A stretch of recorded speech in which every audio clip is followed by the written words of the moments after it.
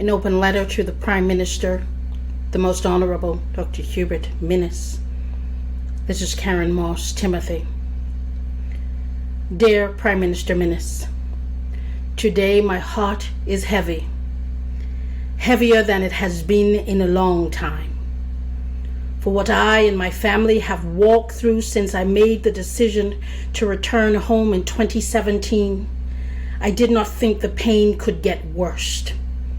But right now, my heart feels to be on the brink of exploding.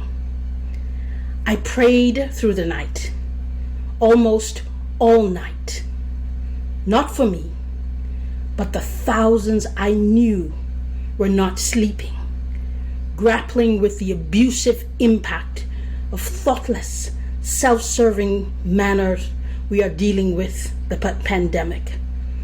Specifically, the current 7-day lockdown with immediate effect. If they were not, that is how they landed last night, landing a painful blow across the head of our nation with a proverbial 2x4. Tears streamed down and continue to stream down, remembering the many whom I saw going to or leaving public pumps with bottled water, their only supply chain. The reality hit that if they did not have saved bottles of water and obeyed the laws, they would go without a bath or have a drink for 7 days. My God, this alone exacerbates the health risk of being in your home for 2 weeks without access to laundry service, and now 7 days without a bath or water to wash after the use of the bathroom or outhouse.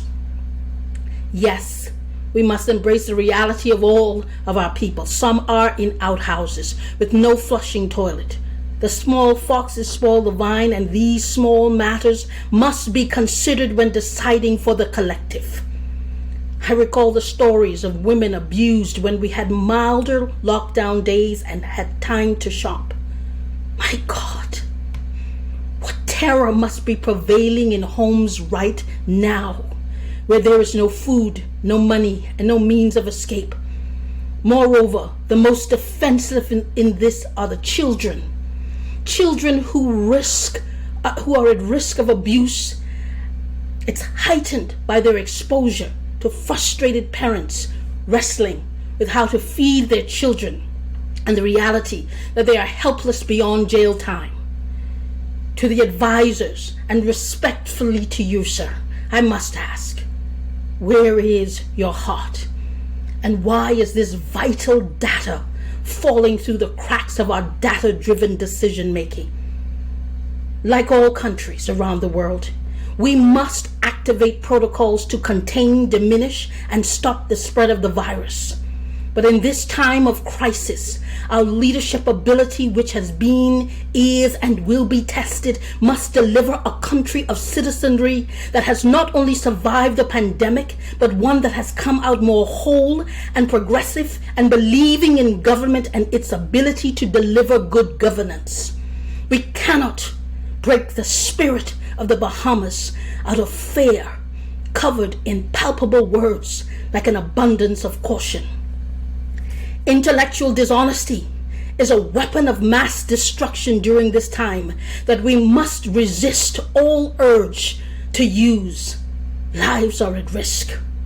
We must resist the continued intention to rely on the apathy and silence of people to violate them and their inherent rights because we can.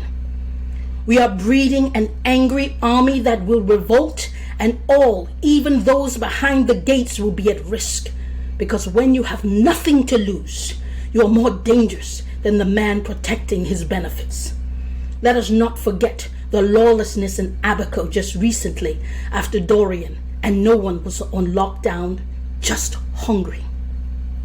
This pandemic is a challenge and creates fear, but fear can mean forget everything and run, or face everything and rise. This is a defining moment. We have to rise. Let us not squander it, finding comfort in our power we have, for we have enough evidence in the global village we are now living in that shows us that gone are those days. We must preserve the people's confidence in government, not provide a spawning ground for chaos, lawlessness, psychological trauma, violence, and destruction. Yes, Mr. Prime Minister, we are all in this together. But the reality is, Mr. Prime Minister, we are not all braving these uncharted waters in the same kind of vessel. We cannot do wrong trying to do right because we can. We cannot tear down what we have built up. Sadly, in one night, we are on the brink of madness and heighten the probability of destroying the confidence of our people and their desire to be a willing participant in nation building. We have created a threat to our survival greater than the pandemic and are undermining the very goal we are striving for at the beginning of this war. We are stirring a rebellion in the pot of a united country with the spoon of indifference and the loose sprinkling of the seasoning of harshness and lack of provision to mitigate the challenges brought on by our flippant policies and procedures. Yes, I'm fully aware of the risk I face raising my voice.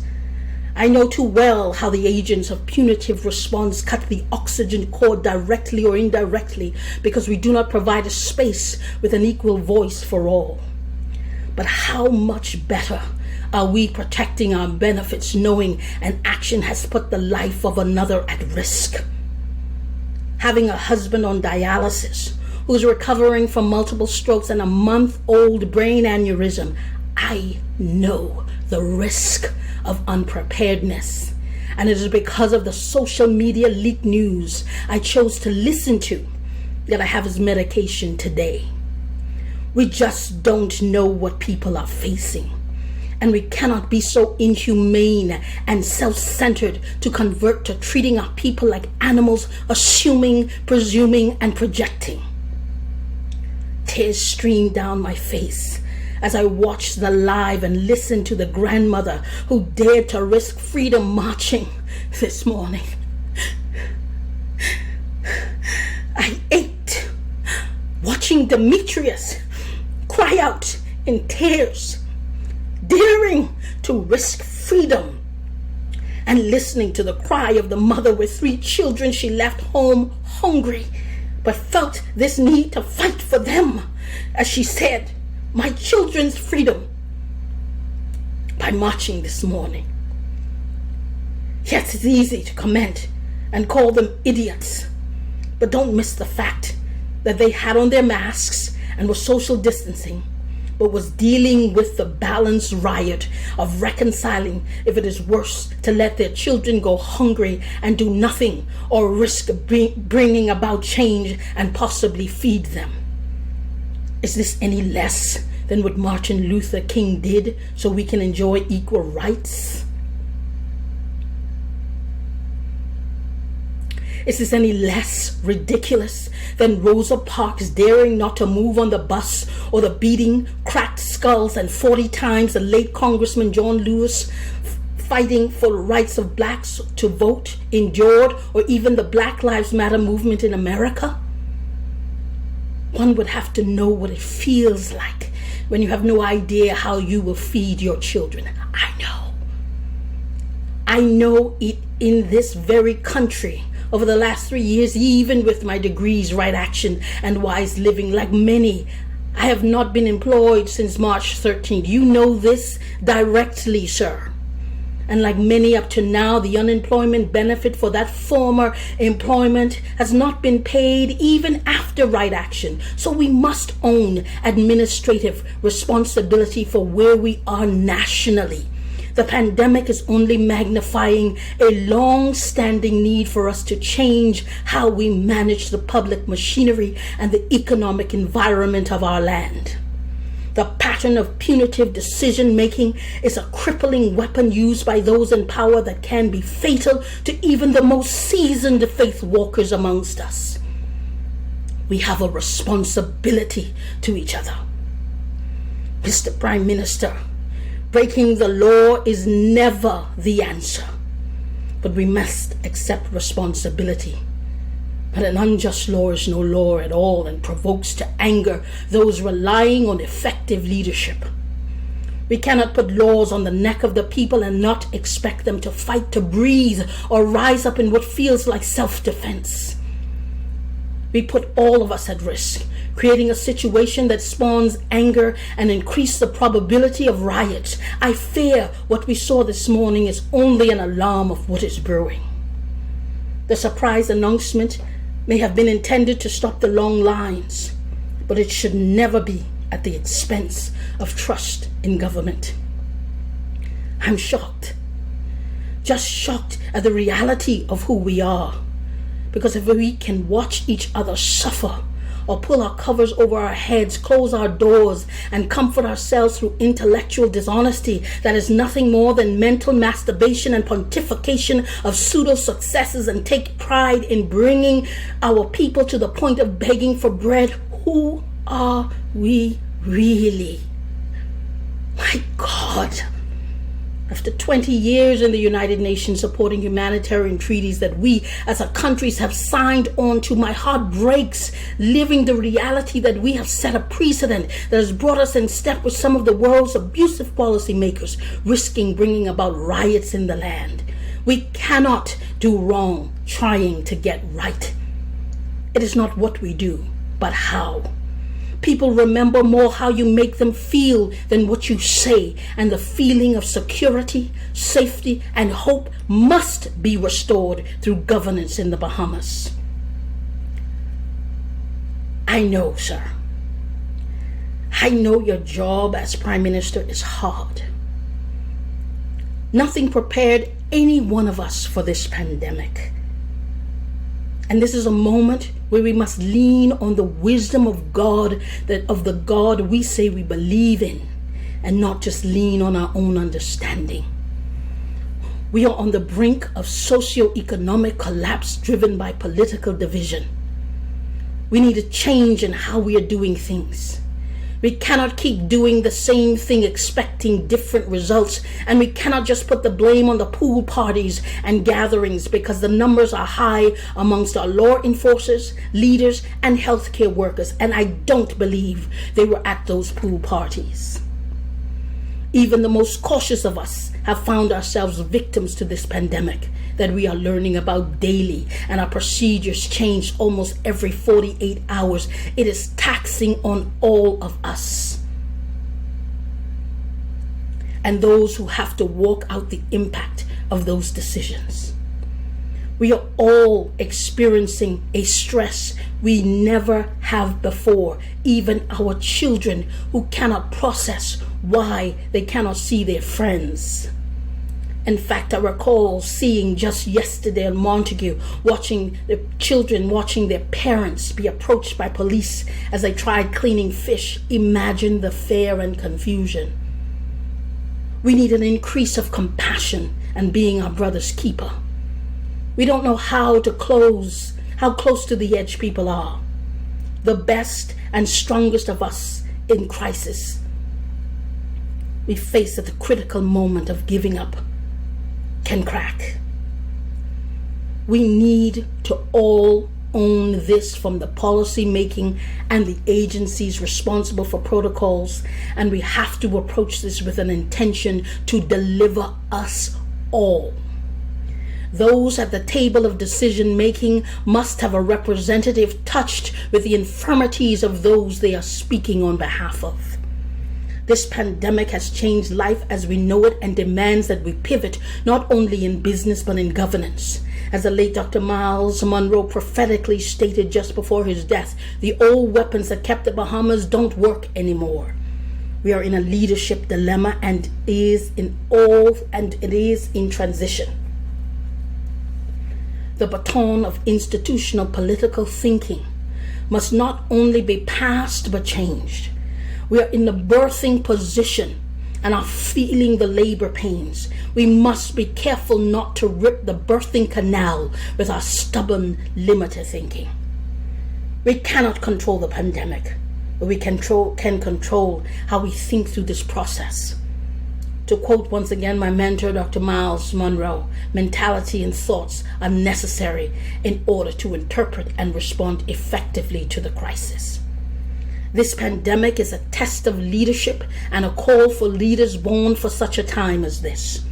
We cannot squander the trust, neither rely on throwing money at the problem or slapping a band-aid on the situation or lock down people into submission.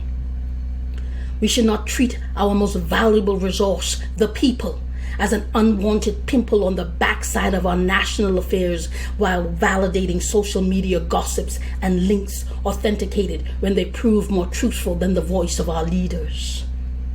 Yes, the numbers are rising and the increase is alarming, but let's put things into perspective and not slant the truth or stoke the flames of fear.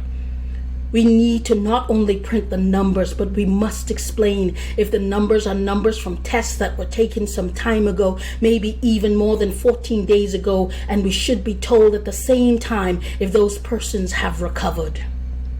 Most definitely, after a 2-week lockdown, we should have been told clearly if the increase of numbers during the lockdown were in fact from tests taken during the 2 weeks lockdown, and therefore justifying an extension to the lockdown. Knowing there is a backlog, confusion and frustration is inevitable, especially for those who have followed the protocols or prepared themselves to endure the 2 weeks, leaving no room for the surprise extension. If nothing else, it shreds one's capacity to cope or will to comply. Knee-jerk leadership, while it may save lives from the pandemic, can rupture the tissues and vital organs of trust within our national body and government and cause more fatalities than the pandemic itself. It is important that our decision makers act in a manner that does not leave us worse off. Mr. Prime Minister, it is my prayer that the wisdom of God and the spirit of humanity and love prevail in our land and the hearts of our decision makers.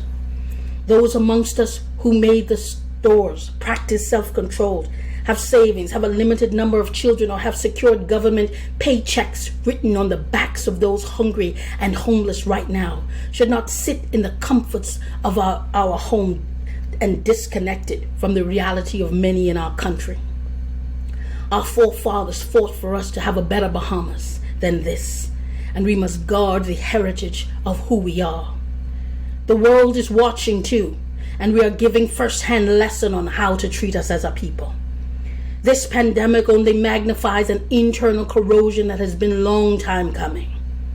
You have Bahamians who sacrificed, planned, went abroad, returned, and came home with ready hands to build our country, and those same Bahamians are among those who stand on the food distribution lines or sit wondering how to survive past the 5th month of no paycheck or the rightful entitlement of unemployment benefits they prepaid through salary deductions. We stand with an unbankable check and the rug pulled from beneath us, as if we wasted our years and talents. Let us not deflect in this time of crisis. The Bahamas must be a Bahamas for Bahamians, and we must implement policies and procedures that do not make us worse off than before or put us at risk greater than that we are seeking to protect ourselves from. We must defeat the pandemic. That is the real enemy. And the defeat can only be realized with us fighting as one united force against it.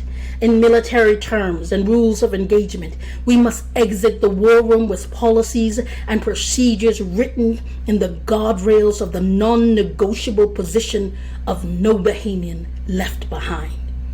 Respectfully, there is another way, and we must be open to it.